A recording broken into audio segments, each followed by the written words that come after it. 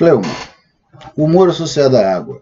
Um dos humores que as pessoas modernas, tanto astrólogo, quanto terapeuta, quanto autor de livros de psicologia, normalmente erra. Por quê? Porque a gente tende a associar esses temperamentos com as palavras modernas. Então, eu lembro de uma tirinha que conseguia errar os 4 temperamentos. Mas porque a gente pensa no colérico como alguém irritado.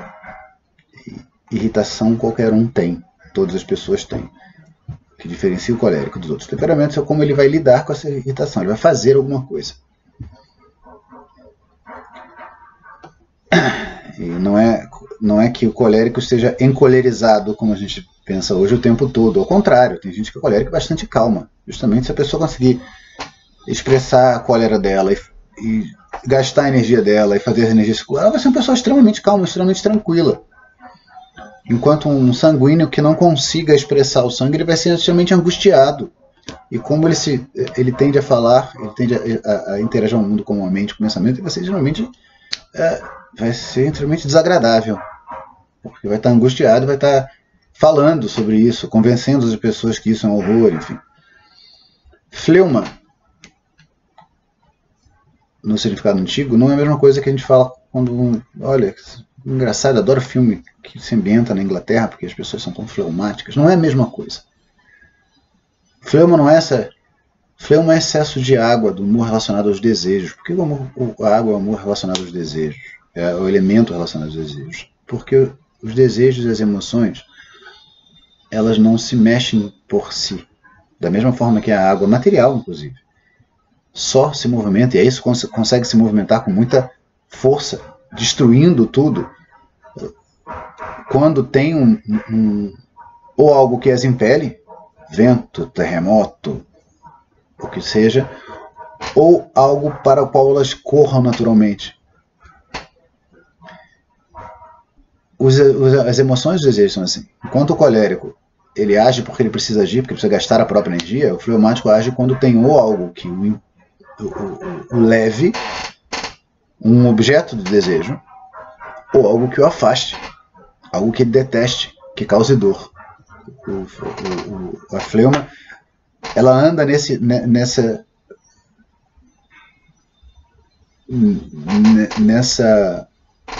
faltou a palavra de novo, perdão. Ela funciona assim. Ela tende a se aproximar do prazer, do que é bom, e fugir da dor.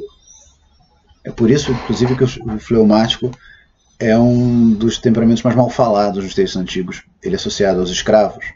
Mas a ideia é essa, que se você não tem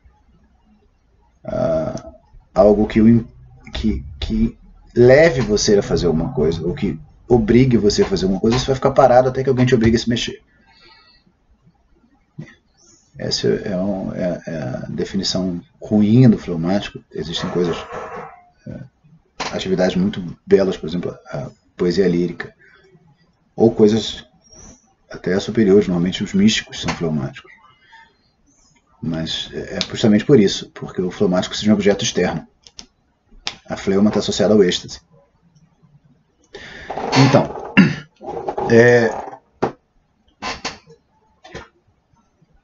o que esse humor faz no corpo? Quais são as funções da fleuma? A fleuma é o lubrificante do organismo. Então ela está associada tanto à saliva, quanto ao catarro, à mucosa, o muco dos pulmões, o que sai no olho, a lágrima, a lubrificação das articulações, a lubrificação entre as costelas, todas as coisas mais líquidas, os líquidos dentro da caixa craniana, a urina, o sistema urinário, o sistema linfático.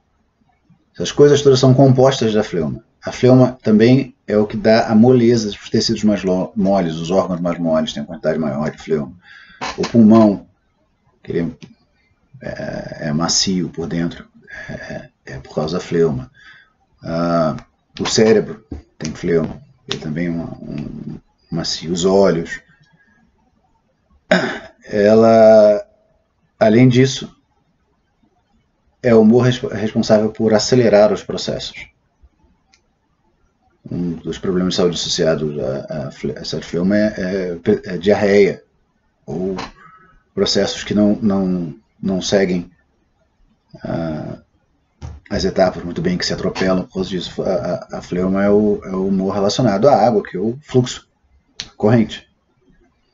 Vocês vão ver que existe um paralelo interessante entre a cólera e a fleuma. Como eu falei, a cólera é o humor relacionado à ação, atividade, a fleuma, a paixão, e entre o sanguíneo e o melancólico.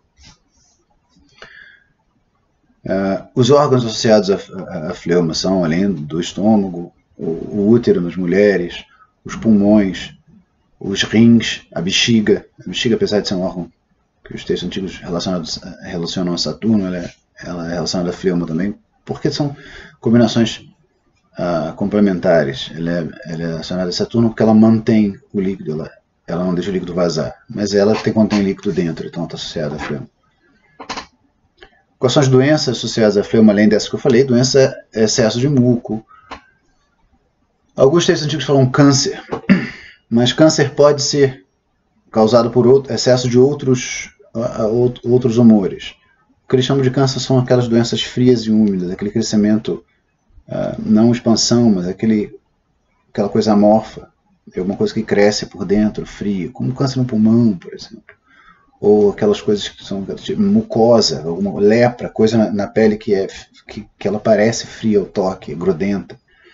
Não é como aquelas irritações coléricas, são vermelhas e secas e doem. Parece que a pele está estourando. Coisa como se tivesse alguma coisa apodrecendo a pele. Certo? Excesso de fluxo, qualquer coisa que escorra, excesso de lágrima.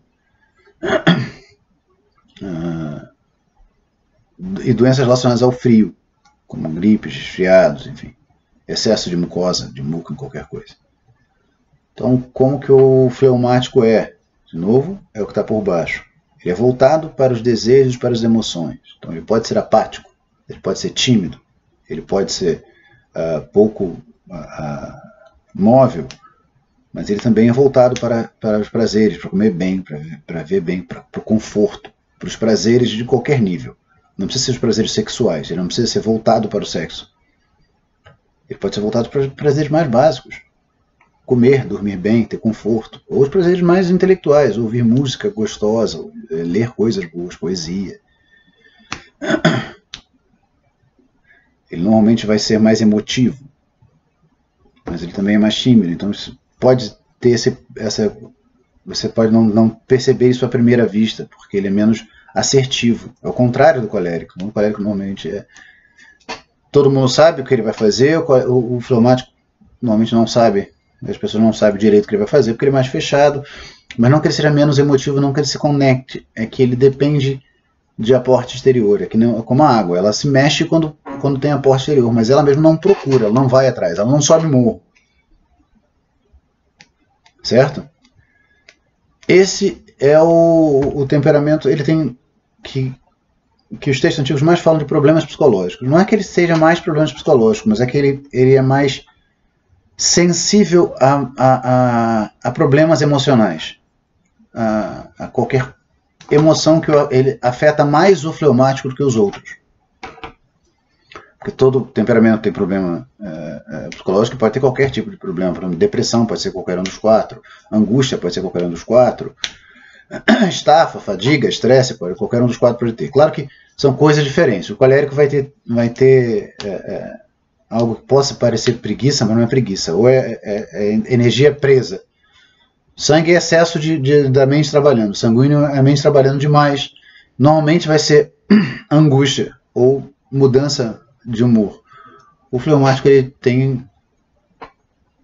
é mais sensível à tristeza.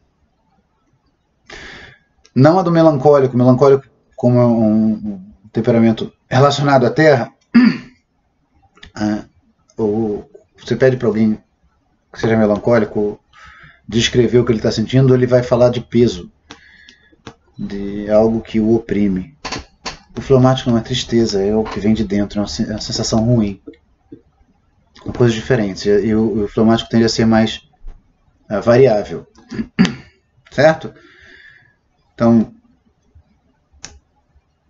é alguém, fundamentalmente, na base do temperamento do fleumático, no temperamento, na base, por baixo da psicologia do fleumático, tem alguém voltado para as emoções e os desejos, alguém cujo impulso primário de interação com a realidade é ir atrás do que é bom, do prazer, das sensações boas, e fugir do que é ruim, das sensações ruins. Certo?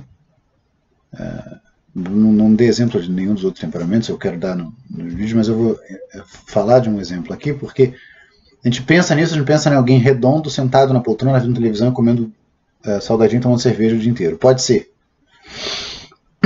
Mas há outros modos de viver o excesso de fleuma.